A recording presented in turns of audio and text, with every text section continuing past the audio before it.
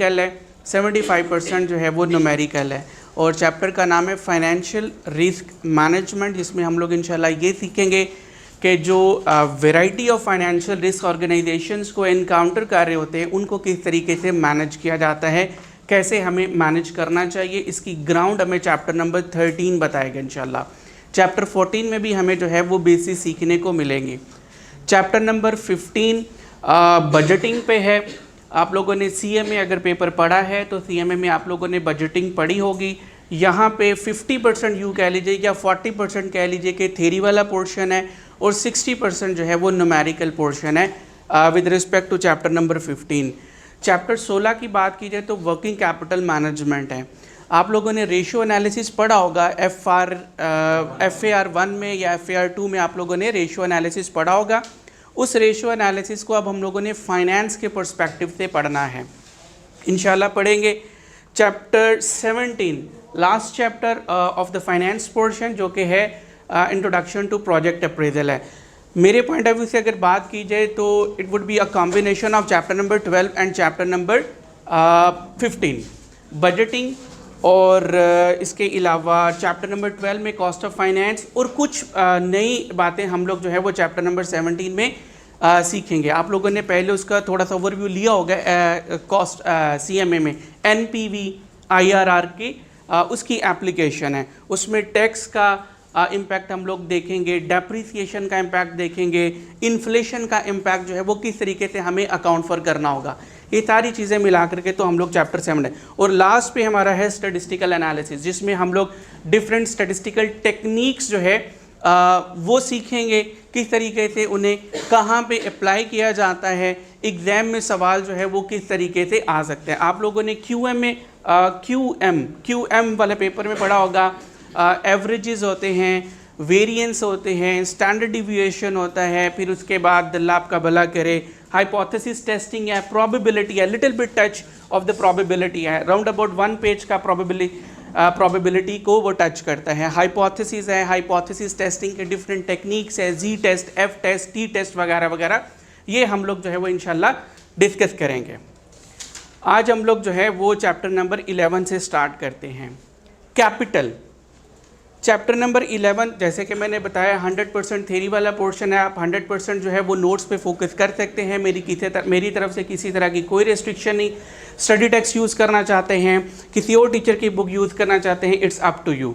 लेकिन मैंने कल भी बात की थी कि फेलियर की एक बड़ी रीज़न ये होती है कि डे फर्स्ट से डे एंड तक जो है हमें यही नहीं पता लगता कि यार हम लोगों ने किस टीचर की किताब जो है वो यूज़ करनी है।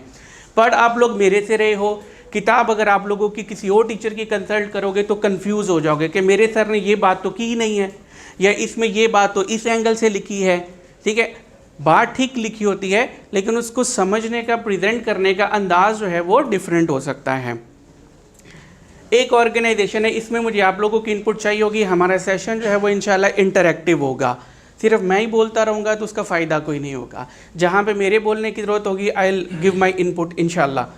चलिए जनाब, एक ऑर्गेनाइजेशन जो है वो एक वक्त में काफ़ी सारे प्रोजेक्ट्स पे काम करती है, यस और नो? डिफरेंट प्रोजेक्ट्स पे काम कर रही होती है। डिफरेंट प्रोजेक्ट्स जो है उसने स्टार्ट करने होते हैं। प्रोजेक्ट से क्या मुराद है? Anyone else?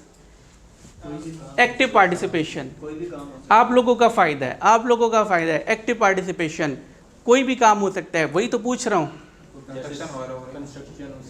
कोई भी प्रोजेक्ट हो, कोई प्रोडक्ट हम लोगों ने कंपनी ने बनाना होती है, कोई कंपनी ने एसेट बाय करना होता है, कंपनी ने कोई नई फैक्ट्री लगानी होती है, तो कंपनी को फंड्स की ज़रूरत होती है। कंपनी फंड्स रेज करती है, ऐसे ही है। नीड एक्टिव पार्टिसिपेशन प्लीज़ बड़ा। कंपनी फंड्स रेज करती है, वो जो टोटल फंड्स कंपनी के पास इकट्ठा होते हैं ताकि कंपनी जो है वो अपने प्रोजेक्ट्स पे इन्वेस्ट कर सके, अपने प्रोजेक्ट्स जो है वो मुकम्मल कर सके। That amount is called capital. Company किन किन सोर्सेज से फंड्स रेज करती है? कंपनी किन किन सोर्सेज से फंड्स रेज करती है? 2 तरीकों से, इक्विटी सोर्सेज और डेट सोर्सेज से। अगर कंपनी, अच्छा चूंकि हमारा MCQs का पेपर भी है तो हमें अपने नॉलेज को 100% परफेक्ट बनाने की ज़रूरत है। MCQs में अगर नॉलेज में मासा सी भी कमी है तो या पास या फेल। ठीक है, अगर इक्विटी सोर्सेज से कंपनी पैसा रेज करती है, फंड रेज करती है, तो इस अमल को क्या कहते हैं? इक्विटी सोर्सेज से अगर कंपनी अपने फंड्स रेज करती है ताकि अपने प्रोजेक्ट्स कंप्लीट कर सके, प्रोजेक्ट्स पे पैसा लगा सके, तो इस अमल को क्या कहते हैं? Equity financing. और अगर डेट सोर्सेज से फंड्स रेज करती है तो इस अमल को क्या कहते हैं? डेट फाइनेंसिंग कहते हैं। चलिए, तो यहां पे पहला पॉइंट आप लोगों को ज़ुहैब, चले चले, थैंक यू। अच्छा, हमारे पास जो है वो दो मेन सोर्सेज होते हैं टू रेज द फंड्स। हमसे मुराद कंपनी के पास नंबर 1 इक्विटी सोर्स है, नंबर 2 डेट सोर्स है। इक्विटी सोर्स से अगर कंपनी पैसा रेज करती है तो इस अमल को इक्विटी फाइनेंसिंग कहते हैं। डेट सोर्स से अगर कंपनी जो है वो फंड्स रेज करती है तो that is termed as debt financing है। इक्विटी जी थोड़ा सा जूम कर देते हैं, ठीक है बेटा? इक्विटी फाइनेंसिंग, एक्विटी फाइनेंसिंग में एक्विटी से क्या मुराद है? इक्विटी फाइनेंसिंग में एक्विटी से क्या मुराद है? इक्विटी फाइनेंसिंग में एक्विटी से क्या मुराद है? नो, ये नहीं। इक्विटी फाइनेंसिंग में एक्विटी से क्या मुराद है? अगर मेरे पास एसेट्स हैं फॉर एग्जांपल 3.5 लाख रुपए के, समझिएगा बेटा इस बात को, अगर मेरे पास एसेट है 3,54,628 रुपए के, तो ये एसेट सारे के सारे मेरे हो सकते हैं, ऐसे ही है। लेकिन ऑर्गेनाइजेशन ज़रूरी नहीं कि 100% अपनी तरफ से इन्वेस्ट करती है। ऑर्गेनाइजेशन जो है वो डेट फाइनेंसिंग भी तो करती है। इसका मतलब है कि मैंने जो टोटल एसेट्स बाय किए हैं वो कुछ मेरे हैं, कुछ क्रेडिटर्स के हैं, कुछ लेंडर्स के हैं। तो अगर उन एसेट्स की अमाउंट में से लेंडर्स की अमाउंट को माइनस कर दिया जाए तो बाकी जो अमाउंट बचती है वो मेरी है। मैं कह सकता हूँ कि बाकी अमाउंट मेरी ओनरशिप है। यही ओनरशिप हमारी इक्विटी कहलाती है। वो अमाउंट जो मेरी, सुनिएगा, अल्फाज पे गौर करिएगा, वो अमाउंट जो मेरी ओनरशिप को रिप्रेजेंट करती है that amount is called equity है, राइट? वो अमाउंट जो मेरी ओनरशिप को रिफ्लेक्ट करती है that amount is called ownership, equity है। इक्विटी को आगे फिर एक्सप्लेन फर्दर किया जा सकता है कि जनाब ये ओनरशिप को रिफ्लेक्ट करती है, ये वो अमाउंट है जो लिक्विडेशन के केस में ओनर्स को वापस मिलेगी, राइट? लिक्विडेशन क्या होती है? Winding up of the company. Company अपने तमाम एसेट्स जो है वो बेच रही है। There can be number of different reasons हैं, ठीक हो गया? Represent remaining funds available to for the distribution to the, अगर इसकी इक्वेशन हो तो shareholders equity equal to total assets minus total liabilities हैं। जो लोग कंपनी में इन्वेस्ट करते हैं, जो लोग कंपनी के शेयर होल्डर्स बनते हैं, वो डेफिनेट बात है किसी वजह से ही पैसा कंपनी को देते हैं। वो वजह क्या होती है? रिटर्न कमाना है। तो रिटर्न किस किस शक्ल में हो सकती है? कैपिटल गेन की शक्ल में हो सकती है या डिविडेंड की शक्ल में हो सकती है। मैं देख रहा हूं कि कुछ बच्चों के मुंह जो है वो नहीं हिल रहे। वो सुबह चुप कर रोजा तो नहीं रखा था, वो भी देखिएगा। कैपिटल गेन, डिविडेंड है। कॉस्ट ऑफ इक्विटी की बात करते हैं। कॉस्ट ऑफ इक्विटी यहाँ पे डिस्कस नहीं होना चाहिए था, लेकिन चूंकि आपकी किताब में इस पॉइंट को हाईलाइट किया गया है तो मैंने भी इसको यहाँ पे लिख दिया। कॉस्ट ऑफ इक्विटी, जनाब इक्विटी कंपनी ने रेज की है तो मुफ्त में तो कोई चीज़ नहीं मिलती है, मुफ्त में तो कोई चीज़ नहीं मिलती है। हमें जो है वो इन्वेस्टर को कोई ना कोई पे करना पड़ेगा। दैट रिटर्न जो कि कंपनी पे करती है to the investors of the shares, उसे हम लोग कॉस्ट ऑफ इक्विटी कहते हैं। अब जो लेंडर्स होते हैं वो भी कंपनी को पैसा देते हैं, किसी वजह से देते हैं, उन्होंने भी रिटर्न कमाना होती है। तो जो कंपनी एक्स्ट्रा पे करती है to utilise the funds from the lenders, that is called the cost of debt. ऐसे ही है, कॉस्ट ऑफ डेट है। मुझे ये बताइए कि कॉस्ट ऑफ इक्विटी ज़्यादा होगी या कॉस्ट ऑफ डेट ज़्यादा होगी? कौन कहता है कि कॉस्ट ऑफ इक्विटी ज़्यादा होगी? Raise your hands. कौन कहता है कि कॉस्ट ऑफ डेट जो है वो ज़्यादा होती है? कंपनी की गियरिंग कमज़ोरी की वजह से बाजू नहीं ऊपर उठ रहा। बड़े बड़े माशाल्लाह लोग यहाँ पर बाजू नहीं, आपका नहीं उठता बाजू? जवाब दोनों का नहीं था, मैंने कहा था अच्छा, बिलावल के साथ ताल्लुक? नहीं सर, कंपनी की गियरिंग पे डिपेंड करता है।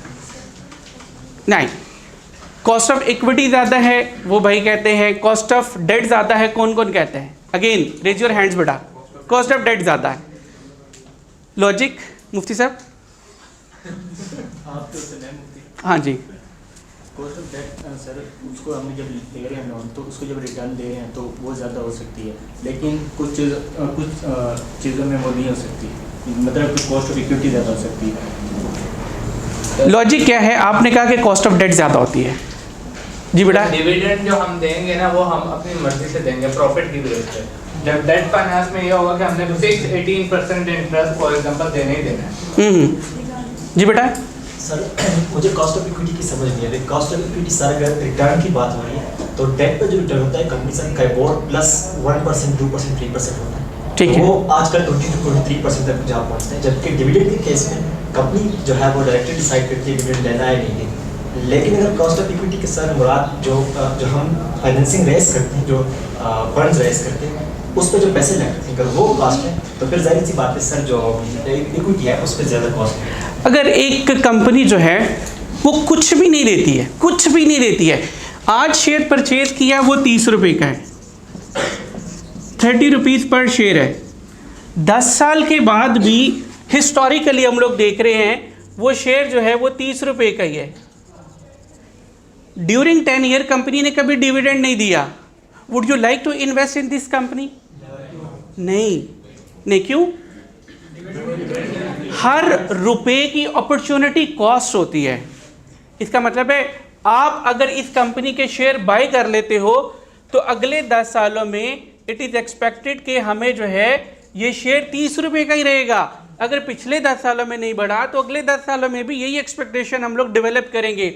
और ड्यूरिंग द पीरियड अगर कंपनी ने कोई डिविडेंड नहीं दिया तो आगे भी हम लोग ये एक्सपेक्ट करेंगे कि कंपनी डिविडेंड नहीं दे रही है अनटिल एंड अनलेस कि हमारे पास कोई साउंड लॉजिक नहीं है, राइट? हम लोग ये अज्यूम कर रहे हैं। तो इसका मतलब है कि फॉर एग्जांपल अगर आपने जो है वो 3 लाख रुपए इन्वेस्ट किए हैं तो आपने 3 लाख ज़ाया कर दिए, क्योंकि इन्फ्लेशनरी इकोनॉमी में हमारे पैसे की वैल्यू कम होती है। यही अमाउंट आज कंज्यूम करके तो आप बेनिफिट गेन कर सकते थे, 10 साल के बाद आप निकालोगे तो ये 3 लाख जो है वो 2 लाख रह चुका होगा। तो अपॉर्चुनिटी कॉस्ट है। तो इसका मतलब है आप इन्वेस्ट नहीं करोगे। अगर आप इन्वेस्ट नहीं करेंगे, आप इन्वेस्ट करेंगे? नहीं करेंगे। आप करेंगे? आप करेंगे? कोई भी नहीं करेगा। इस क्लास में 50-60 लोग बैठे हैं, कोई भी इन्वेस्टमेंट करने को तैयार नहीं है। हालांकि अपना पैसा कोई भी नहीं है, अब्बा जी के पैसे ने, फिर भी नहीं करेंगे। तो वो लोग जो मार्केट में मौजूद हैं जिन्होंने पल्ले से कमा करके पैसा लगाना है वो तो एक एक पाई की कैलकुलेशन करते हैं, तो वो भी नहीं करेंगे। तो जब वो भी इन्वेस्टमेंट नहीं करेंगे तो इसका मतलब है कंपनी को तो गाहे बगाहे जो है वो फंड्स की ज़रूरत होती है। तो company wouldn't be able to raise the funds from the market. ऐसे ही है, कोई भी पैसा देने को तैयार नहीं है, तो जब देने को तैयार नहीं है तो कंपनी कलेक्ट नहीं कर पाएगी। जब कंपनी पैसा रेज नहीं कर पाएगी तो कंपनी प्रोजेक्ट कैसे करेगी? इसका मतलब है कि कंपनी के ऑपरेशंस जो है वो रुकने के चांसेस होते हैं। इस बात को डायरेक्टर्स जो है वो फील करते हैं, इस बात को डायरेक्टर्स जो है वो अंदाज़ा लगाते हैं कि हमें कुछ ऐसा करना होगा कि मार्केट में इस शेयर की price with the passage of time जो है वो बढ़ती जाए। डायरेक्टर्स ये सोचते हैं, एफर्ट्स करते हैं कि जनाब हमें कुछ ऐसा करना होगा कि जनाब हमारा जो है वो डिविडेंड जो है वो हम लोग दे सके।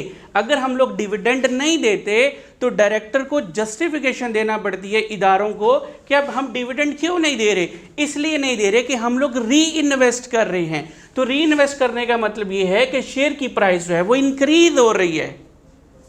तो भाई जो गेन है वो डिविडेंड प्लस कैपिटल एप्रिसिएशन की शक्ल में होता है, जो रिटर्न है, राइट? अब मेरा सवाल ये था कि रिटर्न ऑन शेयर्स ये ज़्यादा है या रिटर्न ऑन, अब आपको समझ आई कि बेटा जो शेयर्स में हम लोग इन्वेस्ट करते हैं उस पर रिटर्न होता ही होता है, लाजमी होता है। भले हमें अपरेंटली डिविडेंड नहीं मिलता लेकिन हमें कैपिटल एप्रिसिएशन की शक्ल में वो रिटर्न मिल रहा होता है। कॉस्ट ऑफ इक्विटी इन्वेस्टर के पॉइंट ऑफ व्यू से या कंपनी के पॉइंट? कंपनी के पॉइंट ऑफ व्यू से। पैसा कौन लेता है? तो फिर कॉस्ट कौन पे करेगा? कंपनी। वो जो कॉस्ट है वो इन्वेस्टर की रिटर्न होती है। Got it? पक्का बेटा? कोई कन्फ्यूजन? किसी को बेटा मासा से भी कन्फ्यूजन? इस क्लास से बाहर जाना कन्फ्यूजलेस हो करके। कॉस्ट ऑफ इक्विटी जो है, जो डिविडेंड कंपनी दे रही है ना, ठीक है, इन्वेस्टर जो डिविडेंड दे रही है वो कॉस्ट ऑफ इक्विटी है हमारी जी कंपनी की। जी जी बिल्कुल। अब सर इसको मतलब इजी अल्फाज में इस तरह कहेंगे कि कॉस्ट ऑफ इक्विटी में कौन कौन से खर्चे आते हैं? ये नहीं, कॉस्ट ऑफ इक्विटी पे कौन कौन से खर्चे? आते हैं? फिलहाल ये समझिए कि कंपनी जो ये डिविडेंड प्लस कैपिटल एप्रिसिएशन की जो जिम्मेदारी लेती है, that is cost of equity. सिर्फ ये समझ, जिम्मेदारी, मैं देने का लफ्ज नहीं कह रहा, राइट? ये जिम्मेदारी जो लेती है, that is the cost of equity.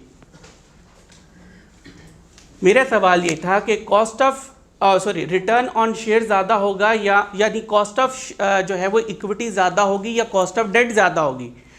तो भाई हमेशा हमेशा हमेशा, भले वो गेयरिंग का इशू हो, भले वो कोई भी अरेंजमेंट हो, जो कॉस्ट ऑफ इक्विटी है would be greater than cost of debt. Sir इतना जोर क्यों दे रहे हो आप इस पॉइंट पे? बेटा एमसीक्यूज में टेस्ट हो सकता है। हमेशा हमेशा दिल पे लिख लो, जहाँ किसी और के नाम लिखते हो वहाँ आज ये भी लिख लो। वो जहाँ पे नाम लिखते हो वो मिटता नहीं है, अम्मी मिटाती हैं नहीं मिटता, अब्बू मिटाते नहीं मिटता, बहन तरले करती है नहीं मिटता। तो उस जगह पे लिख लो कि हमेशा cost of equity would be greater than the cost of debt. वजह क्या है? रिस्क कौन ले रहा है ज़्यादा? High risk high return, low risk low return. तो रिस्क कौन ले रहा है? भाई रिस्क जो है वो शेयर होल्डर ले रहा है। भाई क्या ये कैपिटल एप्रिसिएशन कंफर्म्ड है? केड़ा के अंदर? यस।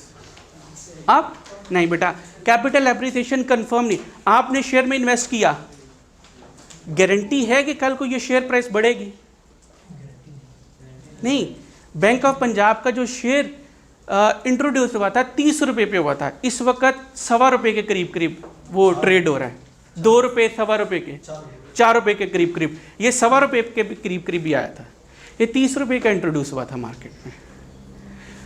नेस्ले का शेयर वो चंद रुपये का मार्केट में जो है वो इंट्रोड्यूस हुआ था, इस वक्त 10,000 पर शेयर उसकी मार्केट वैल्यू है। तो आप गारंटी देते हो? आपको गारंटी मिलती है कि शेयर प्राइस बढ़ेगी? नहीं, ठीक है। तो रिस्क है ना, आपने पैसा लगाया इस सोच के साथ कल को इसकी प्राइस बढ़ेगी तो मैं मार्केट में सेल करके तो मैं जो है वो पैसा कमा लूँगा। लेकिन किसी ने कोई गारंटी तो नहीं दी? नहीं दी। डिविडेंड की गारंटी है? डिविडेंड मिलेगी नहीं मिलेगी? नहीं। हो सकता है इन्वेस्टर की वफात हो जाए, तो चलो वफात कुछ छोड़िए, डिविडेंड मिलेगा नहीं मिलेगा कोई गारंटी नहीं है, तो रिस्क ले रहा है। इन अदर कंपनी लिक्विडेट हो जाती है, कंपनी बंद हो जाती है, जब उसके एसेट सेल करते हैं तो भी गारंटी नहीं होती कि जो शेयर होल्डर उसको पैसा मिलेगा। क्यों? क्योंकि सबसे पहले तो लेंडर्स के पैसे वापस करने हैं, लेंडर के पैसे वापस करने के बाद जो बच जाएगा वो प्रेफरेंस शेयर होल्डर्स को मिलेगा, फिर जो बचेगा वो ऑर्डिनरी शेयर होल्डर्स को मिलेगा। मिलेगा भी या नहीं मिलेगा, और कितना मिलेगा कुछ पता नहीं होता, तो रिस्क ज़्यादा ले रहा है। फिर जो डेट होल्डर्स हैं वो पैसा देते हैं, कंपनी प्रॉमिस करती है आपको इंटरेस्ट मिलेगा ही मिलेगा, प्रॉमिस करती है इंटरेस्ट मिलेगा। रिस्क है? रिस्क तो है, कंपैरेटिवली कम है, कंपनी डूब भी तो सकती है, रिस्क है, लेकिन as compare to equity holder जो है वो कम है। राइट बेटा? किसी को कोई कन्फ्यूजन हो बेटा, बिल्कुल फियरलेस होकर के आप 1000 मरतबा पूछ सकते हैं। जी बेटा? Cost of equity, cost of debt, ये पर यूनिट की टर्म्स में ये टोटल की बात है? हम टोटल की बात करें, फिलहाल हम टोटल की बात करें। कॉस्ट ऑफ डेट ठीक हो गया। फिर उसके बाद आपको जो प्रिंसिपल अमाउंट है कंपनी वो भी वापस करने का वादा करती है, करती है। तो as compare to equity holder, ये फिर इसका मतलब जो है कि ये कम हुआ, इसका मतलब है ये फिर कम हुआ, रिस्क इस केस में कम हुआ। लिक्विडेशन के केस में भी पहले पैसा किसको मिलता है? लेंडर्स को, डेटर्स नहीं, लेंडर्स बेटा, लेंडर्स को पैसा पहले मिलता है, फिर जो बच जाता है वो इक्विटी होल्डर। तो ज़्यादा रिस्क कौन ले रहा है? Equity holder. कम रिस्क कौन ले रहा है? Debt holder. तो फिर high risk high return, low risk low return. इसलिए मैंने कहा था दिल के उस कोने में जो ख़ास है वहाँ पे इस बात को लिख लीजिए, ठीक है? हमेशा हमेशा ऐसा होगा। यहाँ पे यही बात मैंने जो है वो लिखी है। The cost of equity is higher than other forms of financing है, as the equity holders carry a high level of risk है, और इस वजह से वो हाई लेवल ऑफ रिटर्न्स जो हैं वो डिमांड करते हैं। गॉट इट बेटा। अब बात करते हैं इक्विटी हम कंपनी जो है वो कैसे कैसे जो है वो रेज कर सकती है। कंपनी जो है वो दो तरह के शेयर्स, हमारी किताब की जहाँ तक बात है, दो तरह के शेयर्स इश्यू करती है, ऑर्डिनरी शेयर्स और उसके बाद जो है वो प्रेफरेंस शेयर्स हैं, राइट। ऑर्डिनरी शेयर्स क्या होते हैं? Ordinary shares, ordinary shares, ordinary shares, ordinary shares,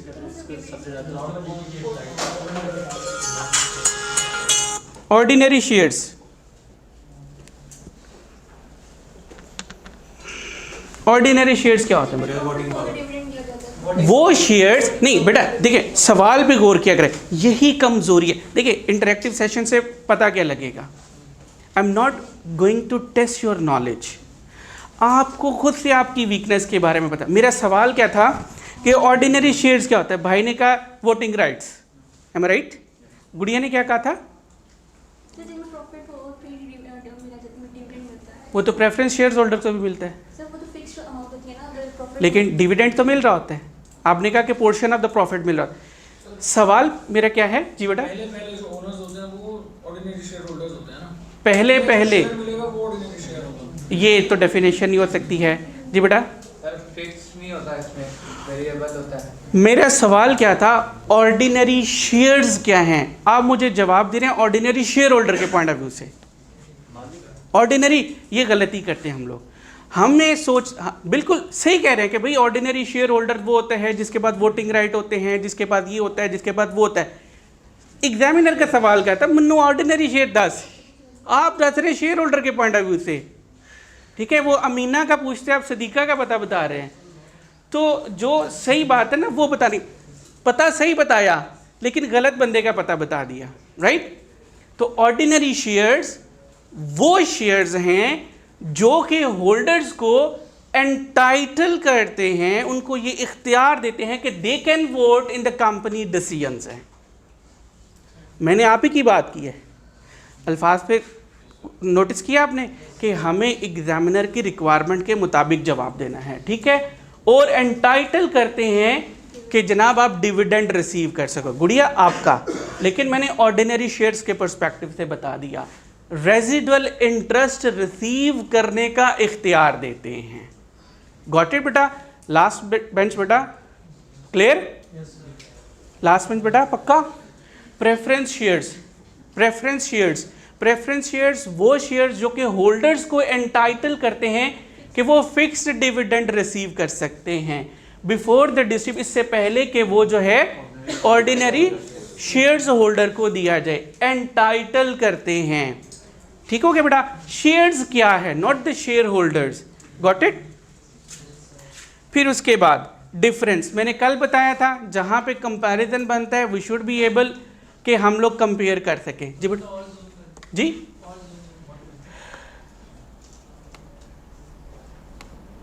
okay बेटा, ठीक है। Ordinary shares, preference shares, preference shares वो शेयर्स जिन पे फिक्स्ड डिविडेंड मिलता है फिक्स्ड रेट से, और ऑर्डिनरी शेयर्स जिन पे वेरिएबल। मेरा सवाल है एमसीक्यूज में आ सकता है, what is meant by this fixed, what is meant by this fixed, आप बताएंगे बेटा? Percentage of face value. बड़े अवधार होकर बता रहे हो, घर से किसी ने कोई रिजेक्ट तो नहीं कर दिया? नहीं। फिर what is meant by fixed, percentage fix होती है।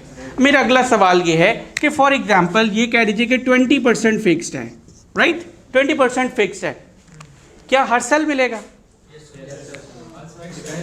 जो कहता है हर साल मिलेगा वो माइक लाल हाथ खड़ा करे। एक मिनट, क्या कह रही हैं आप बुढ़िया? हाँ चलिए, अभी हम लोग उस डिटेल में नहीं जा रहे हैं अभी एट द मोमेंट, ठीक है। आप सही कह रही हैं, जो माइका लाल अभी के लिए कहते हैं हम क्यूमुलेटिव नॉन क्यूमुलेटिव के चक्कर में नहीं जाते, हम ये समझते हैं कि वो कुछ भी नहीं है, राइट? जिस दिन प्रॉफिट आएगा, जिस पीरियड में, उस वक्त जो डिविडेंड मिलेगा वो फिक्स मिलेगा। फिक्स मिलेगा, क्या हर साल मिलेगा? मेरा सवाल फिर है गुड़िया, अगर आपका क्यूमुलेटिव वाला भी कर लिया जाए, क्या हर साल मिलेगा? लॉस हुआ ही नहीं है, हर साल मिलेगा। जो मई का लाल कहते हैं हर साल मिलेगा वो हाथ खड़ा करे। वो एक माँ का लाल है, वो कहते हैं हर साल मिलेगा। और कौन सा माँ का लाल है? बाकी सब पीले नीले हैं, आप भी लाल हैं, कोई नीली पीली? सर लाल पीली जी बेटा सर, हर नहीं बेटा गलत है। डायरेक्टर्स जब डिक्लेयर करेंगे उस वक्त मिलेगा, उस वक्त मिलेगा, लेकिन 20% के हिसाब से मिलेगा और ऑर्डिनरी शेयर होल्डर से पहले मिलेगा। हैं? डायरेक्टर ने अनाउंस कर दिया, डिक्लेयर कर दिया। डिक्लेयर का मतलब है सारा प्रोसेस गुजर चुके हैं, अप्रूवल वगैरह सब कुछ हो चुका है। डायरेक्टर्स ने डिक्लेयर कर दिया, हर साल जरूरी नहीं कि मिलेगा। In MCQs we need perfect knowledge बेटा।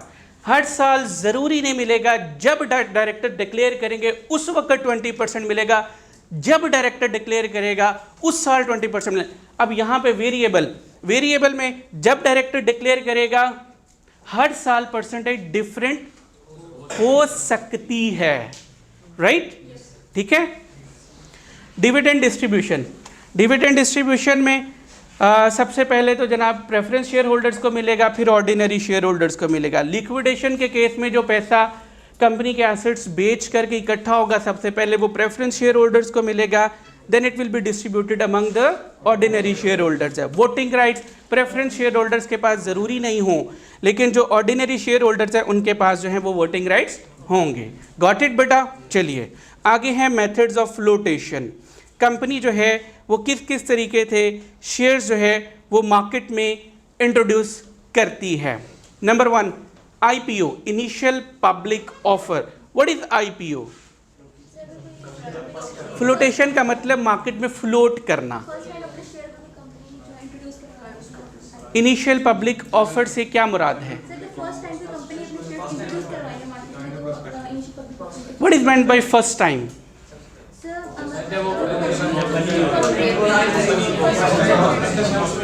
जब कंपनी प्राइवेट है या पब्लिक अनलिस्टेड कंपनी है और वो फर्स्ट टाइम मार्केट को जो है वो अप्रोच कर रही है, तो जिस प्रोसेस से गुजरती है that process is called initial public offering.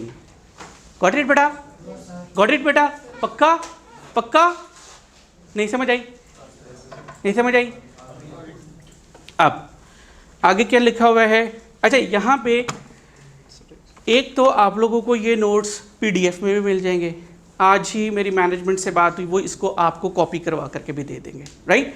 मैंने यहाँ पे ना कुछ ये हाईलाइट किए हुए हैं। एक तो मेरे अपने लिए कि जब मैं बात करूँगा तो मुझे पता होगा इस पॉइंट पे बात करनी है। दूसरा क्या है, आप इन पॉइंट्स को जहन में रख सकते हो। अच्छा मुझे इस पॉइंट पे बात करनी है, अच्छा मुझे इस पॉइंट पे लिखना है पेपर में, राइट? बजाय कि सारा पैराग्राफ जो है वो आप मेमोराइज करो, इन पॉइंट्स को आप लोग जो है वो मेमोराइज कर लीजिएगा। इन पॉइंट्स पे मुझे जो है वो लिखना है। Got it? दूसरा, मैं कोशिश करता हूँ, वैसे तो चैप्टर 100% डेवलप्ड है, लेकिन मैं डेली बेसिस पे इनको अपडेट करता हूँ। तो आज जितना पढ़ेंगे उतना मैं स्टफ़ आप लोगों के साथ शेयर कर दूँगा, राइट? ताकि कल मैं फर्दर इसको डेवलप करूँगा तो वो फिर जो है वो डेवलप्ड स्टफ़ आप लोगों के पास जाए। डन? ठीक हो गया बेटा? अच्छा जनाब, आगे क्या है? IPO में क्या होता है कि कंपनी फर्स्ट टाइम जो है वो अपने शेयर जो है वो इन्वेस्टर्स को पब्लिक इन्वेस्टर्स को इन्वेस्टर्स में कौन होता है? दो तरह के इन्वेस्टर्स होते हैं। ये किताब में भी आपके मौजूद है। 2 तरह के इन्वेस्टर्स होते हैं, एक जनरल पब्लिक और दूसरी होती है नहीं, जनरल पब्लिक और दूसरी तरह के investors large institutions, accredited investors. Large institutions में कौन हो सकता है? Mutual fund, pension fund, commercial bank, कोई और कमर्शियल ऑर्गेनाइजेशंस हैं, उनको जो है वो शेयर सेल किए जाते हैं। और ये कंपनी मुंह उठा करके नहीं कर देती, इसके लिए कंपनी जो है वो ब्रोकरेज फर्म्स जो हैं उनका सहारा लेती है, उनकी सपोर्ट लेती है। दरमियान में एक और बैंक भी इन्वॉल्व होता है, that is called investment bank, right? Investment bank को क्यों जो है वो हायर करती है? इस वजह से कि कंपनी जो है इन्वेस्टमेंट बैंक और ब्रोकरेज फर्म्स के साथ मिल करके तो जितनी भी लीगल फॉर्मेलिटीज़ होती हैं वो एकम्प्लिश करती हैं। Second, investment bank brokerage firms के साथ मिल करके कंपनी ये डिसाइड कर पाती है कि शेयर्स की प्राइस क्या होनी चाहिए, शेयर्स कितने मार्केट में जो है वो लॉन्च करने चाहिए, राइट। ठीक है, शेयर प्रीमियम पे होना चाहिए, फेस वैल्यू पे होना चाहिए या डिस्काउंटेड प्राइस पे होना चाहिए, ये सारी चीज़ें जो है वो इन्वेस्टमेंट बैंक के साथ। फिर इन्वेस्टमेंट बैंक और ब्रोकरेज फर्म जो हैं वो अरेंजमेंट्स करते हैं कि हमने पब्लिक से पैसा किस तरीके से कलेक्ट करना है। फर्दर इन्वेस्टमेंट बैंक हायर करने का मकसद ये होता है अंडर राइटिंग सर्विसेज के लिए।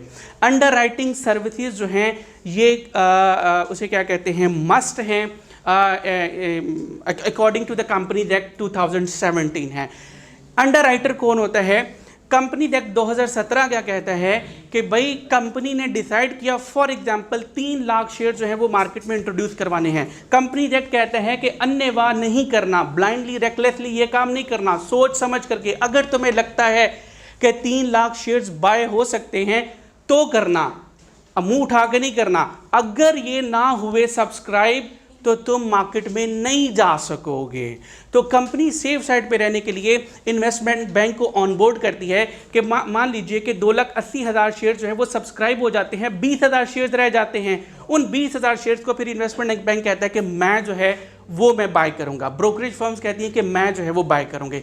इस सर्विस को अंडर राइटिंग सर्विसेज कहते हैं। और जो ये सर्विसेज ऑर्गेनाइजेशंस ऑफर करती हैं they are termed as under writers.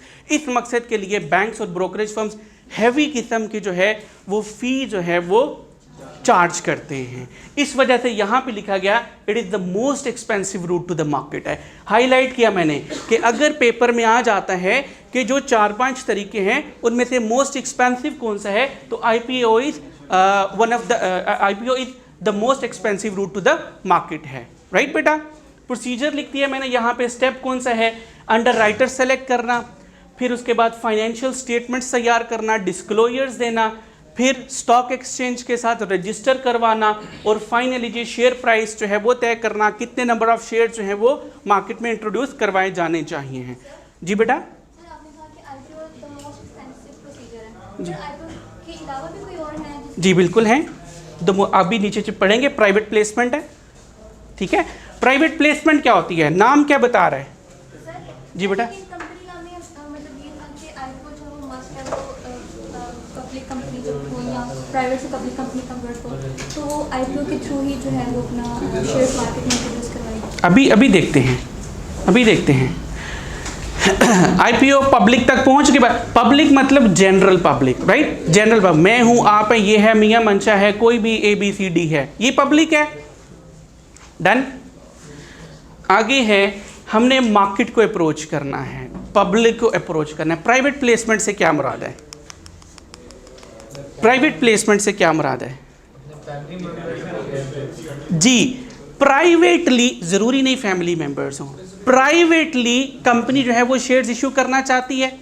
Company shares issue कर रही है, कंपनी जो है वो शेयर्स इशू कर रही है, तो कंपनी जो है वो पूरी एज अ होल हमारे पास नहीं आती है, इन 60 बंदों के पास नहीं आती है। इनमें से चंद 5-6 बंदे जो है इनको सेपरेट, ये सारी पब्लिक है, इनमें से 6 बंदों को अलहदा कर लेती है। इन 6 बंदों को कहती है कि आप हमारे शेयर जो है वो बाय कर लीजिए, ठीक है, आप हमारे शेयर जो है वो बाय कर लीजिए। अब ये इंडिविजुअल्स ब्लाइंडली चूज नहीं किए जा सकते हैं। These must be accredited individuals. Accredited का क्या मतलब है? वो बंदे जो हैं वो हाई नेटवर्थ इंडिविजुअल्स होने चाहिए। अब इसका मतलब क्या है कि एक तो आसानी से हमारे शेयर्स जो हैं वो इशू हो जाएंगे, पब्लिक तक भी हम लोगों ने अप्रोच कर लिया, शेयर्स भी है। अब इसका ड्रॉबैक क्या है कि निगोशिएशन होती है। ये कहते हैं अच्छा अगर तुम मुझे सेल करना चाहते हो, मुझे शेयर्स इशू करके बेनिफिट अवेल करना चाहते हो तो निगोशिएट करो। तुम 30 रुपये का एक शेयर देना चाहते हो, मैं 28 रुपये 25 पैसे का लूँगा, बताओ देते हो? और मैं 50 लाख शेयर जो हैं वो आपसे बाय कर लूँगा। ये कहते हैं अच्छा 27 रुपये 10 पैसे का, निगोशिएशन होती है, ठीक हो गया। इस तरह के डिविडेंड पे जो है वो निगोशिएशन चल रही होती है।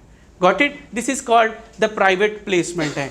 अब इसमें और इशू क्या है कि हमारी शेयर होल्डर बेस जो है वो नैरोअर है। यहाँ पे 60 लोग होने थे, अब यहाँ पे सिर्फ 10 लोग हैं। Got it. दूसरा क्या है, लोअर लिक्विडिटी है। अगर 60 लोग होते तो इन 60 लोगों के पास कंपनी के शेयर से, अब इन 10 लोगों के पास कंपनी के शेयर हैं। मिस्टर ए को जो है वो पैसों की ज़रूरत पड़ गई, मिस्टर ए शेयर बेचना चाहते हैं, उनके पास तो शेयर है ही नहीं है, इन 10 लोगों के पास शेयर्स हैं, तो ये 10 के पास जाते हैं, वो ये 10 कहते हैं कि जनाब हमें तो शेयर्स की ज़रूरत नहीं है, हमें तो शेयर की ज़रूरत नहीं है। आप तरले मिनटों पे उतर आते हो, अगला बंदा आपकी सिचुएशन से फ़ायदा उठाता है। कितने का दोगे? मैं जो है वो 20 रुपये का लूँगा, 30 का शेयर 20 रुपये। This is called the lower liquidity in case of private placement है। ठीक है, मुफ्ती साहब को परेशान लग रहे हैं, नुकसान देख रहे थे। ठीक हो गया बेटा। फिर उसके बाद है प्राइवेट प्लेसमेंट, वो ऑर्गेनाइजेशंस यूज़ करती हैं जो कि लार्ज पब्लिक को मेरे तो डर के तो नहीं बंद होती, ये बार बार जो है वो ब्लैंक हो जाती है। ये देखिए, कर दीजिए आप।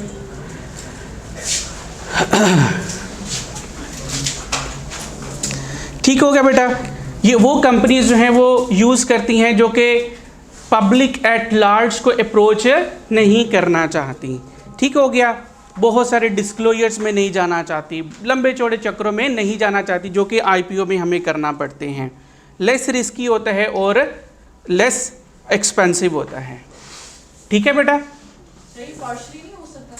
पार्शली भी होता है, पार्शली भी ऐसे होता है, ज़रूरी नहीं है। कुछ ऑर्गेनाइजेशन ये भी करती है, कुछ वो भी करती हैं। पार्शली वाला तो खत्म नहीं कर दिया, fully paid. Fully paid is something different. Fully paid का मतलब ये है कि अगर 30 रुपए का शेयर है तो वो 30 का ही जाएगा। फर्दर आपको लीगल ये जो लॉ से रेलिवेंट जो डिस्कशन है वो आतिफ साहब बेहतर बता सकते हैं। जी, अंडरराइटिंग प्रोसेस बता दो। आपका क्वेश्चन नहीं समझा मैं।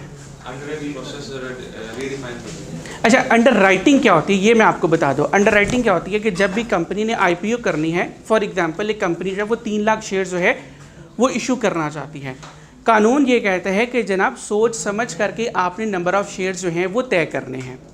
कंपनी कहती है मैंने सोच समझ करके तय किया। कानून ये कहता है कि अगर ये 3 लाख शेयर सब्सक्राइब ना हुए, अगर ना हुए तो आपको जो है वो मार्केट में जाने की इजाज़त नहीं मिलेगी। राइट। कंपनी फॉर एग्जांपल अब मार्केट में चले गए, अब शेयर सब्सक्राइब होते हैं 2,80,000, पीछे कितने बच गए? 20,000। सड़ तोड़ कोशिश करते तब भी 20,000 सब्सक्राइब नहीं होते। अब कंपनी ने अपने आप को सेफ साइड पे करना था, पहले ही अरेंजमेंट करके रखा था, एक इन्वेस्टमेंट बैंक को ऑन बोर्ड किया था कि अगर कोई शेयर्स पब्लिक सब्सक्राइब नहीं करती है तो आप वो शेयर्स बाय कर लेना। This is called underwriting. किसको मैनिपुलेट करने से क्या मुराद है? पहले से तय हो चुका होता है, पहले से तय हो चुका कि अगर ऐसा कोई मामला हुआ तो हम आपसे ये वाला रेट चार्ज करेंगे, इस केस में देंगे। सर एक होता है ऑथराइज्ड शेयर कैपिटल, मतलब मैक्सिमम अमाउंट जितनी कंपनी जो है वो सब्सक्राइब करवा सकती है। सर जो आप बता रहे हैं कि जो बाकी बच जाती है, issued subscribed and paid up capital की बात कर रहा हूँ। इशूड मतलब अथोराइज ज़्यादा होती है, इशूड कम हो सकते हैं। Issued subscribed and paid up capital जो है वो अथोराइज कैपिटल से कम हो सकता है। अमाउंट बच रही है, मतलब जो अंडरराइटर जो खरीद रहे हैं 5 लाख शेयर्स की इजाज़त मिली, अथोराइज कैपिटल है 5 lakh shares. Right. Company at the moment decide करती है 3 लाख शेयर्स मार्केट में इंट्रोड्यूस करना है, लॉन्च करना है, कर दिया। अब वो 3 लाख सारे का सारा जो है वो सब्सक्राइब और पेड अप होना चाहिए, नहीं हुआ। 2,80,000 शेयर्स जो हैं वो सब्सक्राइब हुए, पीछे 20,000 रह गया। तो ये issued subscribed and paid up capital की मैं बात कर रहा हूँ। गॉट इट बेटा। बाकी लीगल पर्सपेक्टिव से आतिफ साहब से या जो भी आपके लॉ के टीचर आप उनसे ज़्यादा बेहतर तरीके से डिस्कस कर सकते हैं। राइट इशू जो एग्जिस्टिंग शेयर होल्डर्स हैं, कंपनी उनको एक इनविटेशन देती है कि जनाब हम आपको इतने शेयर्स की जो है वो ऑफर दे रहे हैं, आप इतने पीरियड के अंदर अंदर जो है हमारी इस ऑफ़र को एक्सेप्ट कर सकते हैं। इस ऑफ़र की मज़ेदार बात ये होती है कि जो शेयर्स ऑफ़र किए जाते हैं वो डिस्काउंटेड प्राइस पे होते हैं। मार्केट में वो 50 रुपये का शेयर सेल हो रहा है, का एग्जिस्टिंग शेयर होल्डर्स को कहा कि आप 45 का हमसे बाय कर लीजिए। ठीक हो गया? पक्का? This is called right issue. Sir इसकी जरूरत क्या पड़ती है, वो पब्लिक को दे सकते हैं? किसकी? राइट इशू की? ये मेरा ख्याल है कानूनी रिक्वायरमेंट है कि आप सबसे पहले अपने एग्जिस्टिंग शेयर होल्डर्स को अप्रोच करोगे। एम आई राइट बेटा? ये कानून है। हाँ जी, पड़ोसी का हक पहले। जी बेटा। इसका फायदा ये होता है ना कि जो राइटिंग पार्ट है वो डिसॉल्व नहीं होती है। बिल्कुल, ये भी है। हमारे जो शेयर होल्डिंग है वो डाइल्यूट नहीं होती है। सर वो क्रेडिबिलिटी से भी वाकिफ होते हैं, इस वजह से पहले सबको वो उनको अप्रोच करना, उन्हें शेयर सेल करना निस्बतन आसान है।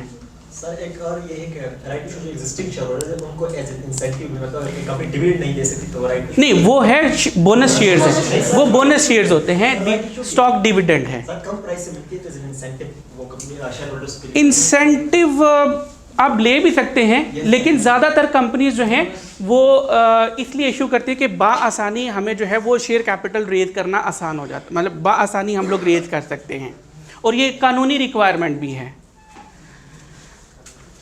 ठीक हो गया? Bonus shares, bonus shares, bonus shares, मुफ्त के शेयर्स, मुफ्त के एग्जिस्टिंग शेयर होल्डर्स को मुफ्त के शेयर्स जो हैं वो एलोकेट कर दिए जाते हैं। अगर किसी के जो है, यहाँ पे एग्जांपल भी मैंने लिखी थी, फॉर एग्जांपल अगर एक कंपनी है, a share holder who owns 100 shares हैं बिफोर द, अगर एक शेयर होल्डर के पास 100 शेयर्स हैं, शेयर होल्डर के पास 100 शेयर्स हैं, कंपनी ये कहती है कि हर 5 शेयर के बदले में 1 शेयर में एलोकेट कर दूंगा, तो इस 100 शेयर्स के बदले में कितने शेयर्स मिलेंगे? 20 शेयर्स मिलेंगे। शेयर होल्डर के शेयर्स कितने हो जाएंगे? टोटल 120 हो जाएंगे। कंपनी ऐसा क्यों करती है? कंपनी कैश डिविडेंड से बच जाती हैं, ठीक है, कंपनी का कैश फ्लो डिस्टर्ब नहीं होता। सेकंड, जो हमारे पास रिजर्व होता है, जो प्रीमियम पड़ा होता है, उसको लिक्विडेट कर दे, लिक्विडेट उसको कन्वर्ट कर देती है। ये भी एक मेरा ख्याल है कानूनी रिक्वायरमेंट है कि इतने अरसे के अंदर अंदर आप लोगों ने इसको यूटिलाइज करना है। तो it's a form of stock dividend as well. Investor को फ़ायदा क्या होता है? पहले उसके पास 100 शेयर्स से अब 120 शेयर्स हो गए। पहले अगर वो बेचता तो 100 शेयर्स बिकते, अब अगर वो बेचेगा तो 120 शेयर्स जो हैं वो बेचेगा। गॉट इट बेटा? Any confusion? जी सर, जो आम शेयर्स हैं वो हम शेयर होल्डर्स की परमिशन के बगैर नहीं इशू कर सकते, तो बोनस शेयर्स भी इसी तरह ही है कि नहीं, उसमें ऐसा नहीं, ये तो एक डिविडेंड है, डिविडेंड के लिए मैं शेयर होल्डर की ज़रूरत तो नहीं होती, ठीक है। तो ये प्रूफ तो करते हैं। लीगल पर्सपेक्टिव से आतिफ साहब ज़्यादा बेहतर जानते हैं, मेरा कोई कानून, हाँ ये आतिफ साहब आपको ज़्यादा बेहतर बताएंगे। मैं कानून से काफ़ी हद तक काफ़ी देर से दूर हूँ, तो फाइनेंस की अगर कोई बात है तो आप मेरे से पूछ सकते हैं, ठीक है जी। पर्पस वो सारा मैंने आप लोगों को बता दिया कि इससे कंपनी जो है वो कैश डिविडेंड नहीं देती है, स्टॉक डिविडेंड देती है, और कंपनी का कैश फ्लो जो है वो भी डिस्टर्ब नहीं होता। बोर कौन कौन हो रहा है? सारे। अब रमज़ान है, नहीं तो फिर यहाँ पे कोई फंक्शन करवा लेते हैं।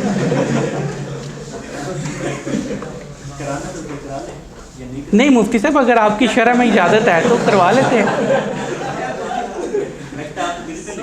नहीं, दिल पे क्या लेने हैं जी?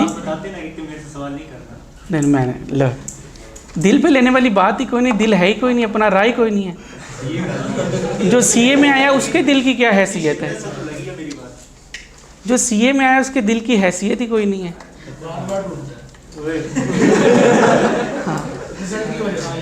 हाँ, वैसे तो वो मर ही चुका होता है, वैसे तो मर चुका होता है, सिर्फ बात टूटने वाली रह जाती है, वो आई कैप कमी पूरी कर देता है। जैसे आपका नाम क्या है? असद। असद का दिल ज़ख्मी लगता है, कल से मैं नोट कर रहा हूँ, कोई डाडी वज्जी है। तो जम के बैठें, थोड़ा सा होश करें, बोल मैं रहा हूँ तो होश आपके उड़े हुए हैं, बोर आप। वो आपका नाम क्या है बेटा? उबैद। उबैद भी कहते सर मैं बोर हो रहा हूँ, कुछ करिए। अब मैं क्या करूं? मैंने पूछा कोई बोर हो रहा है, वो भाई ने सबसे ऊपर हाथ किया। थ्योरी तो उधर न्यूमेरिकल में कौन सा यहाँ पे डांस प्रोग्राम होगा, वो भी सारा इधर ही भैया बोर्ड पे चलेगा। एंजॉय करिए, एंजॉय करने से मुराद ये है कि यार ये वाला चीज़ मुझे सीखने को मिल रही है, तो मैं जो है इसको प्रैक्टिकल लाइफ में भी देख सकता हूँ। I pass all of my papers except one paper in my very first attempt. मैं अपना एक्सपीरियंस शेयर करता हूँ।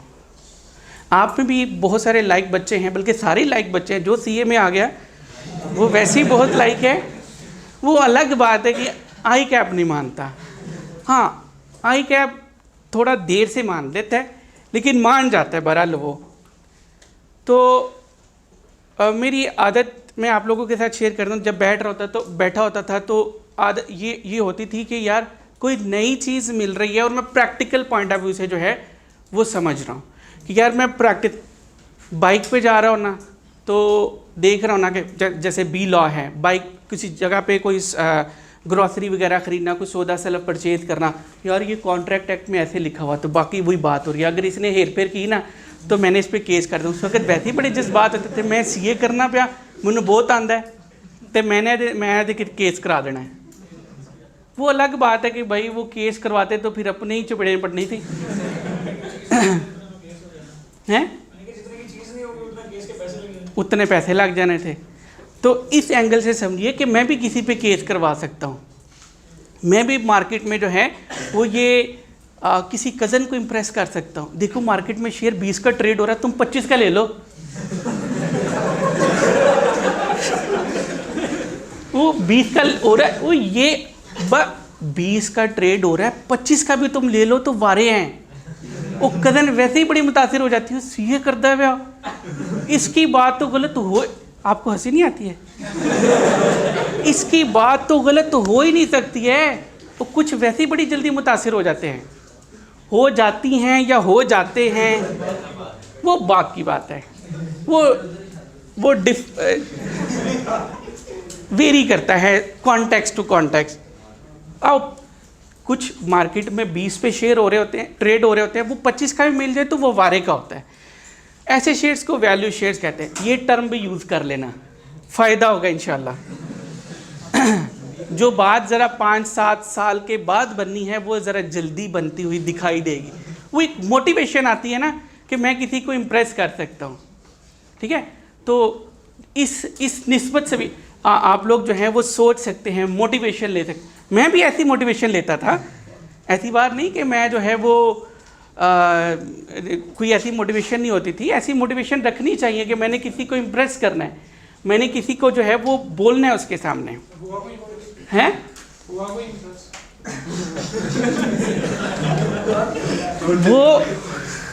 वो बकरी बात है कि फ़र्ज़ करो कोई इम्प्रेस हो जाता है तो अम्मी नहीं मानती थी, अबू लात पे चवाड़ देते थे।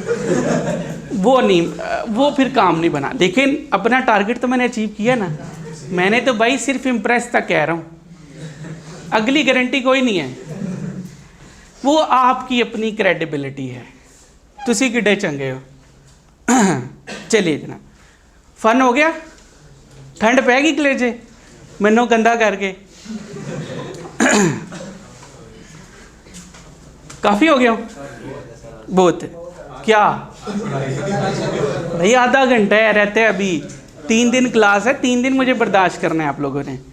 डेट फाइनेंसिंग, चलिए आप बताइए डेट फाइनेंसिंग क्या होती है। हम लोग उधार लेकर के जो अपने नीड्स पूरी करते हैं, that is called date financing है। अब हम लोग जो कंपनीज जो हैं वो डेट लेती हैं, that can be categorize on number of different basis हैं। One of them is the long term and the short term basis है। लॉन्ग टर्म डेट वो डेट होता है जो कि अच्छा, लॉन्ग टर्म डेट क्या होता है? वो डेट जो कि कंपनी ने मोर देन 1 ईयर जो है उसके लिए हासिल किए होते हैं फंड्स। 1 साल के बाद कंपनी ने उनको रीपे करना होता है, ठीक हो गया। और शॉर्ट टर्म डेट वो वाला डेट जो कंपनी ने 1 साल के अंदर अंदर रीपे करना है। रिडीमेबल, इररिडीमेबल, रिडेम्पशन की बेस पे भी डेट कैटेगराइज किया जा सकता है। रिडीमेबल, इररिडीमेबल डेट क्या होता है? व्हाट इज मेंट बाय दोबारा? What is meant by again? पहले लिए हैं उससे कोई तो lender ने हमारी कंपनी इन्वेस्ट किया वो दोबारा उसको टेक बैक कर सकते हैं। ठीक, इसको आसान अल्फाज में करें, कंपनी ने अगर रीपे करना है तो वो रिडीमेबल डेट है। इरिडीमेबल डेट कंपनी ने रीपे नहीं करना, परपेचुअल डेट है, परपेचुअल बॉन्ड है। कंपनी थ्रू आउट लाइफ कभी भी वो डेट पे नहीं करेगी, रीपे नहीं करेगी, वो प्रिंसिपल। लेकिन कंपनी फिर क्या करेगी, जो इंटरेस्ट है वो कंटिन्यूसली पे करती रहेगी, पीरियोडिक इंटरेस्ट जो है वो कंटिन्यूसली पे किया जाएगा। फॉर्म्स ऑफ डेट हैं, फॉर्म्स, बॉन्ड, बॉन्ड, बॉन्ड क्या होता है? सफ़ा। ये पेपर में भी लिख देगा तो इसी नंबर के इसी वर्ड के 100 नंबर मिलने हैं। बॉन्ड, बॉन्ड मजबूती, बॉन्ड, एक सर्टिफिकेट आप बताइएगा जी। अच्छा, वो ना क्लास में अक्सर आता हूँ, मैं उस बच्चे को कहता हूँ, पीछे वाला कह रहा था सर, मैं साइड वाला कह रहा होता, मुझे खुद कन्फ्यूजन आ कहीं मैं पहंगा तो नहीं हो गया। तो ये कल क्लास में पीपी की क्लास में भी ये मुझे बड़ी कन्फ्यूजन हुई। मैं घर जाके बाकायदा चेक भी किया शीशे के सामने खड़ा करके, फिर बेगम से भी पूछा, देखो मेरी आंखों में कोई फ़र्क तो नहीं नज़र आ रहा है? वो कहती है नहीं फ़िलहाल तो कैसा कुछ भी नहीं है। हाँ, कल हालात बदल ना जाए, कोई गलती ना कर बैठना, फैंटी शैंटी बढ़ जाए मेरे सही नहीं बेटा, अभी डिबेंचर्स पे भी आता। आप बेटा बताइएगा। सफाई होता है बेटा, आप बताइएगा। नहीं पता, आप बताइए बेटा। कॉन्ट्रैक्ट होता है, आप बताइए बेटा। Debt security, debt security, guarantee note, guarantee note. कोई और गुड़िया? वो नीली शर्ट वाली गुड़िया जी बेटा, आप दरमियान में जो बैठे हैं सेकंड लास्ट से, वो मुझे type of security, bond, bond. Anyone else? कोई और गुड़िया? जो गवर्नमेंट उधार लेती है पब्लिक से। चलिए इस पर भी बात करते हैं जी बेटा। कोई आप पे से? Type of debt, last bench बेटा। वो सब नहीं। अच्छा, कंपनीज डेट रेज करती हैं from number of different sources. One of the source is the general public. ठीक है, जनरल पब्लिक से भी कंपनी फंड्स एज डेट जो है वो रेज कर सकती है। कंपनी मार्केट में जाती है, कैपिटल मार्केट में जाती है, कहती है कि मुझे लोन चाहिए। लोग कहते हैं ठीक है हम लोन देने को तैयार है। कंपनी को चाहिए 100 मिलियन रुपीज़ चाहिए। अब इतना लोन जो है वो बैंक से अगर वो लेने जाती है तो बैंक रिफ्यूज़ कर देते हैं। There can be number of different restriction as well. Company कहती है कि चलो मार्केट में जाते हैं, मार्केट में जाके आवाज़ लगाती है 100 मिलियन लोन चाहिए। वो कहते हैं कि यहाँ पे कोई मियाँ मंशा नहीं है, ठीक है, और मियाँ मंशा भी देने को तैयार नहीं होता। फिर क्या करते हैं, उस 100 मिलियन को डिवाइड कर देते हैं, छोटे छोटे पीसेस में डिवाइड कर दिया जाता है। आपको कहा जाता है आप 1 लाख रुपए मुझे दे देते हो। इसको कहते हैं आप कितने बाई करोगे, आप कितने मुझे जो है वो अमाउंट पे करोगे। ये कहते हैं मैं 5 लाख दे दीजिए आप 5 लाख। ये कहते हैं 10 लाख रुपए, वो कहता है 20 लाख रुपए, वो कहता है 4 लाख रुपए, वो कहता है 2.5 लाख रुपए जो है वो। इस तरह थोड़े थोड़े करके कंपनी 100 मिलियन जो है वो, अभी 100 मिलियन आपने तो ले लिए, वापस कब करोगे? 10 साल के बाद। वापस कब करोगे? 5 साल के बाद। वापस कब करोगे? 1 साल के अंदर अंदर वापस कर देंगे। मुझे क्या फ़ायदा होगा? हम आपको पीरियोडिकली इंटरेस्ट पे करेंगे। ठीक है, 10 साल के लिए आपने मेरे से पैसे ले लिए, मुझे वापस करोगे ना? हाँ करेंगे, तसल्ली रखो भाई। कुछ मुझे गारंटी के तौर पे लिख के तो दो कि जब मैं 10 साल के बाद आऊँगा तो मैं तो शायद 10 साल के अंदर अंदर मर जाऊँ, मेरे बच्चे लेकर गए, मेरे बच्चा आ जाता, तुम कहते नहीं ये तो वो चेहरा ही नहीं है, तो मेरे पास क्या सबूत है? तो कंपनी इस तरह का एक पेपर जारी करती है जिसके ऊपर लिखा होता है कि कंपनी ने इतने जो है वो अमाउंट एज डेट जो होल्डर है उससे रिसीव किया है। ठीक है, इतना इंटरेस्ट पीरियोडिकली पे करना है। डेट जब रीपे किया जाएगा तो प्रीमियम पे किया जाएगा या फेस वैल्यू पे किया जाएगा या डिस्काउंट पे किया जाएगा। ये सारी टर्म्स एंड कंडीशंस जो हैं वो लिखे जाते हैं। इस सफ़े को, इस पेपर को हम लोग बॉन्ड कहते हैं। और यही है कि it's a type of debt security है that allows an investor to lend the money है। इशू कौन करते हैं? Various organisation. ये बात याद रखिएगा एमसीक्यूज में। जैसे भाई कह रहे थे गवर्नमेंट, एक भाई कह रहा था कंपनी, एक भाई ने कुछ और कहा था।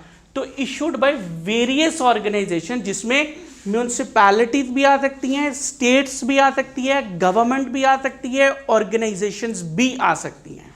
Done? Bond, this is the bond. जी जी प्रिंसिपल मोर देनी पड़ेगी फिर। जी जी, क्या कह रहे हैं? प्रिंसिपल मोर देनी पड़ेगी फिर। जी बिल्कुल, आप ये 10 साल मेच्योर हो गया, ये 10 साल गुजर गए, जिसके पास ये होगा यानी कि वो जो होल्डर होगा उसके पास बॉन्ड है, बॉन्ड होल्डर कंपनी के पास जाएगा, बोलेगा जनाब ये सफ़ा पकड़िए, मेरे पैसे दीजिए, उसको पैसे मिल जाते हैं, ये सफ़ा वो जो है वो वापस वहाँ पे प्लेज करवा दिया जाता है। ठीक हो गया बेटा, आगे चलते हैं। बोर तो नहीं हो रहे? नहीं हो रहे। इसका मतलब मज़ीद हम लोग कर सकते हैं इंशाल्लाह। तेरे अब मैंने नहीं पूछना क्योंकि मुझे पता है आप लोगों ने कहना नहीं सर हो रहे हैं। डिफरेंट टाइप्स के बॉन्ड्स होते हैं। डीप डिस्काउंटेड बॉन्ड क्या होता है? आपने पहले पढ़ा हुआ है, आपने तो कहा था कल, मैंने अब वो जवाब सबसे पढ़ा था। मैंने ये नहीं कहा था, मैंने अकाउंटिंग कहा था। अच्छा अकाउंटिंग कहा था, सॉरी। डीप डिस्काउंटेड बॉन्ड किसी ने पहले पढ़ा ये सब्जेक्ट बेटा? नहीं पढ़ा।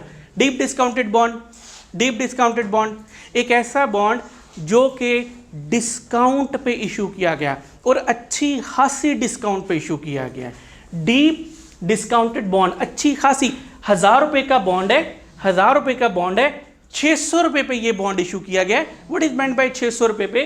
कि जो इन्वेस्टर है उसने कंपनी को 600 रुपया दिया, ये बॉन्ड रिसीव कर लिया, इसके ऊपर लिखा है 1000। जब ये 5 साल के बाद 10 साल के बाद वापस जाएगा, the company will redeem the bond at ₹1000 per bond.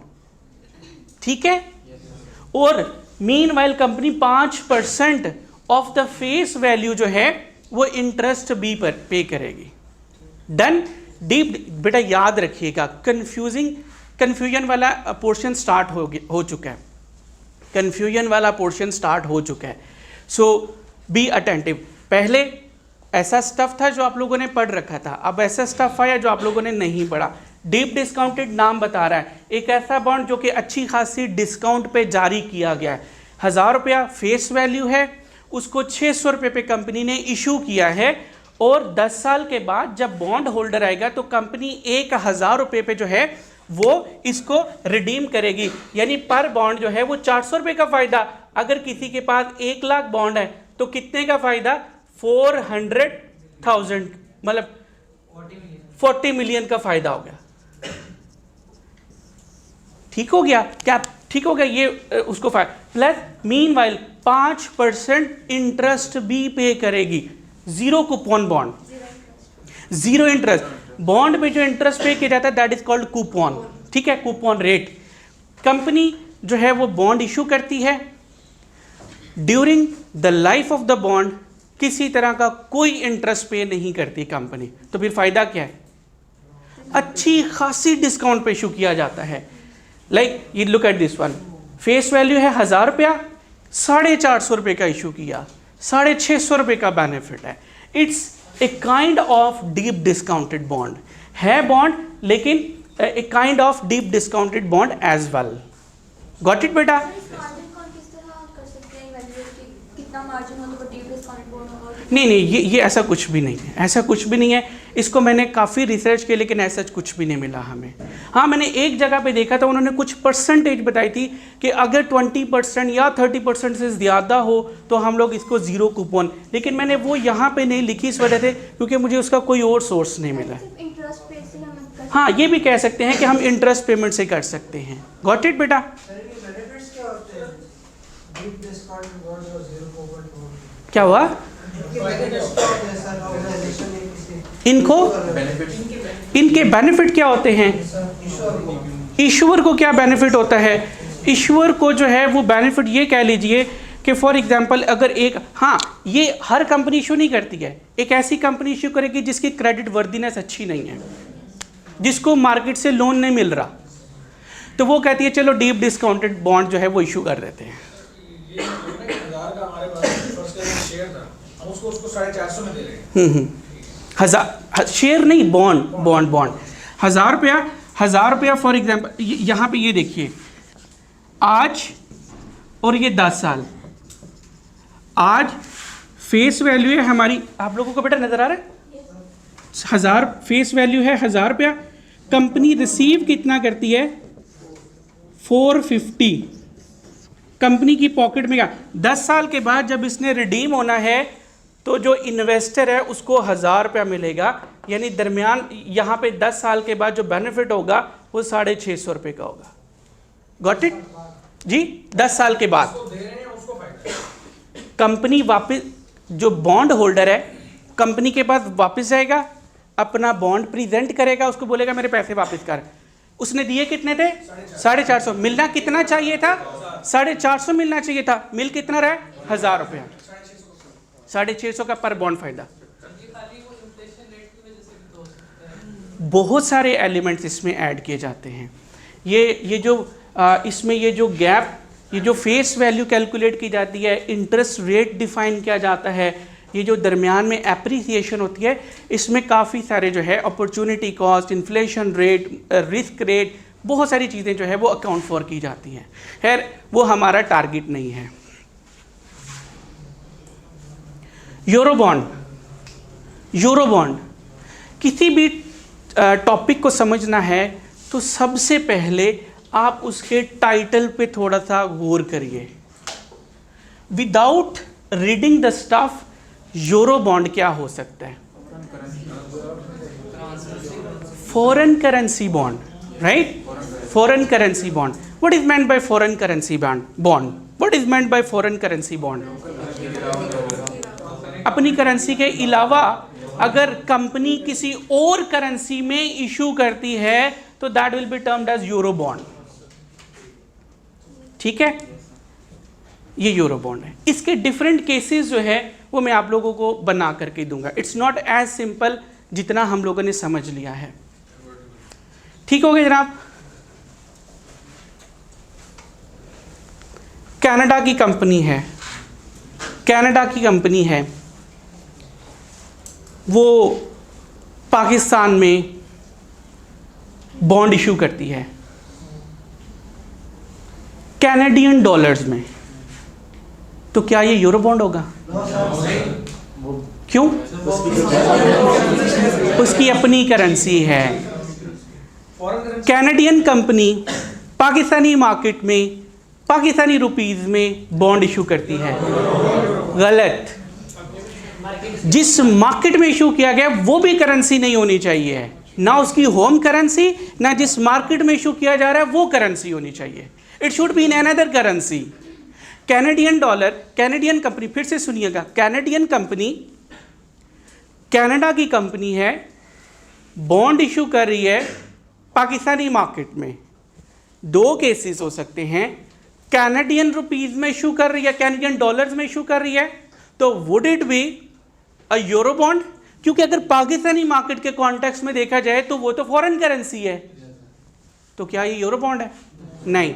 क्यों? क्योंकि ये उस कंपनी की होम करेंसी है जिसमें ये बॉन्ड डिनोमिनेटेड है, राइट? एक केस ही हो गया। कैनेडियन कंपनी है, पाकिस्तानी मार्केट है, पाक रुपीस में बॉन्ड इशू कर रही है, would it be a euro bond? No. अब जो मार्केट है, उस मार्केट की जो होम करेंसी है उसमें बॉन्ड जो है वो इशू किया जा रहा है, राइट? तो नहीं, गलत हो गया। कैनेडियन कंपनी है, पाकिस्तानी मार्केट है, यूएस डॉलर में ये बॉन्ड इशू कर रही है। नाउ अब ये जो है, ना कंपनी की अपनी होम करेंसी होनी चाहिए, ना जिस मार्केट में इशू किया जा रहा है उस मार्केट की करेंसी में बॉन्ड डिनोमिनेटेड होना चाहिए। बेटा ये याद रखिएगा, ये भूल जाओगे आप लोग। इसके केसेस में इंशाल्लाह डेवलप कर दूंगा यहाँ पे। कन्वर्टेबल बॉन्ड, एक ऐसा bond that can be converted into equity share holders. जो होल्डर है उसके पास ऑप्शन होता है कि वो इसको कन्वर्ट करवा सकता है, किसमें? इक्विटी में कन्वर्ट करवा सकता है। अब इस बॉन्ड के साथ कुछ रेस्ट्रिक्शंस भी होती हैं कि कब वो कन्वर्ट करवा सकता है। अब प्री डिटरमेंट जो है वो नंबर ऑफ शेयर्स होते हैं, एक बॉन्ड के बदले में 4 शेयर्स, 4 बॉन्ड के बदले में 1 शेयर। ठीक हो गया। रेट भी जो है वो प्री डिटरमिन्ड होता है। अगर एक दफ़ा कन्वर्टेबल बॉन्ड जो है वो इक्विटी इंस्ट्रूमेंट में कन्वर्ट करवा लिया गया, then it can never be converted back into the original fix return equity है। डन बेटा? पक्का? पक्का? वारंट, वारंट, जमान पार्क, राना सनाउल्ला, वो भी तो है ना भाई, सारे जमान पार्क के दुश्मन इकट्ठे हुए हैं। राइवेंट, वारंट, वारंट, अच्छा वारंट क्या कह रहे हैं आप? अच्छा, वारंट एक ऑप्शन होता है, ऑप्शन होता है जिस बंदे के पास, जिस होल्डर के पास ये वारंट होता है, उसके पास ऑप्शन होता है कि वो क्या कर सकता है कि वो sell an underlying asset at a specific price and within a certain time frame है। पढ़िए इसको क्या कहता है ये।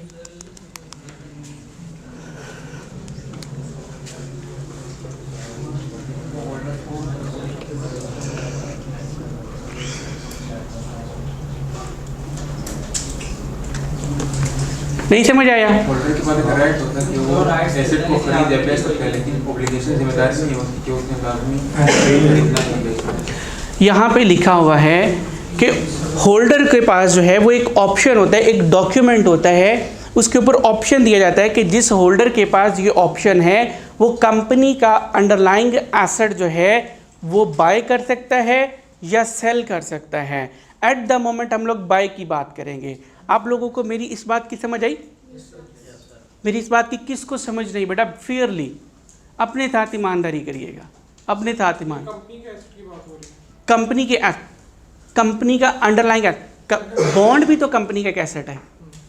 बॉन्ड यहाँ पे स्टॉक में रिमूव करके यहाँ पे बॉन्ड लिख दूंगा, ठीक है। कंपनी का बॉन्ड है, इस बंदे के पास एक ऑप्शन है, इसको एक ऑप्शन मार्केट में मिल गया, मार्केट से इसको एक ऑप्शन मिल गया। इसने कहा कि जनाब मेरे पास ये ऑप्शन मौजूद है, मैं चाहूँ तो मैं आपकी कंपनी का बॉन्ड बाय कर लूँगा।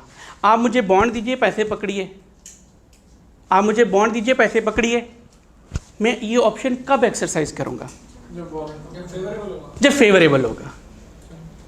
मज़ीद इसको डिस्कस इंशाल्लाह FRM के चैप्टर में करेंगे। अगर अभी इतनी बात समझ आ चुकी है तो फाइन, अगर नहीं समझ आई we can easily ignore it at the moment.